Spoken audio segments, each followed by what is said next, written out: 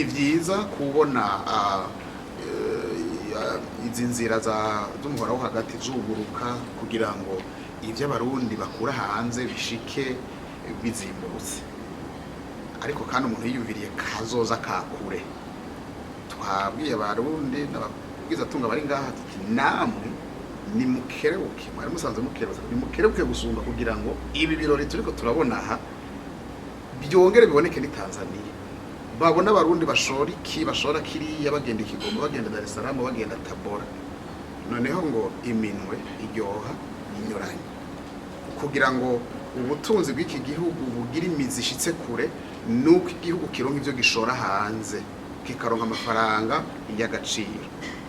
Hamwe rero n'ivyo twahora dushora tumenyereye agahawa, icayi n'ibindi, ariko iki gisata c'ubutare naco kiri mu bisata kizohindura ibidasanzwe mu butunzi bw'iki gihugu.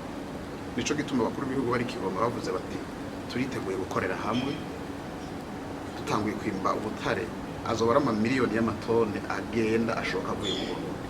Noneho twahora dukura hanze ibiri munsi y'umuriyoni umwe, ariko ibiharuro vyerekana ko ubutare butanguye kwingwa Uburundi buzohora bushora amamiliyoni ashika 2 canke 3 ku mwaka.